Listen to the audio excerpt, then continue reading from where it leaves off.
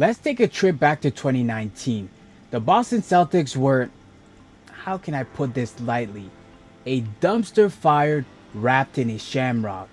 Kyrie Irving was the best player, Jayson Tatum the chosen one, Jaylen Brown, well, Jaylen was the guy the media wanted to put in a suitcase and ship out for a real superstar.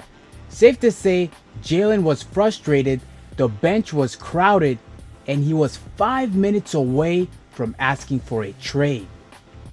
Right around that time after that season that we lost in the second round to the Bucks, I came right after that to Houston to get some work in. I'm so grateful for that time. And I'm grateful to this day for you opening up your crib for me and just coming to be able to kick it with the fans and just ask questions and get some good advice about how I should look at the next couple years. You told me the potential that I have and what I needed to do. If I needed to make it work, I followed that instructions to a T. Jaylen was looking at the exit sign. He saw himself as a franchise cornerstone. But in Boston, he was just another cook in a kitchen with way too many executive chefs. Enter Tracy McGrady. I just felt like in that moment, I had to be a voice of reason because I know when you're actually in it, there's the different emotions. I don't have those emotions. I'm not attached to that. So I see something totally different that you probably blinded by. And I was like, no, bro, nah, you're not going to find what you have here. Now, you would think T-Mac, the guy who famously left Vince Carter in Toronto to become the man in Orlando, would say, "Run, Jaylen, go get your shots up elsewhere," right? No, T-Mac told him the opposite. He said, the grass isn't always greener. If you can win where you are, stay and win. T-Mac, now being the elder statesman, having a little bit more wisdom, having gone through his own situation, he saw Jayson and Jaylen as a formidable duo before they even knew it. And guess what? He ended up being right. Jaylen time would come, just not at the moment. Kyrie left to go to Brooklyn, and suddenly the lane was open. Jaylen didn't just step up, he kicked the door down. He's averaged over 20 points for 5 straight seasons, and he's made 5 All-Star teams. And for the split them up crowd, how's that 2024 championship ring taste? Jaylen wasn't just a passenger for that run. He was the driver.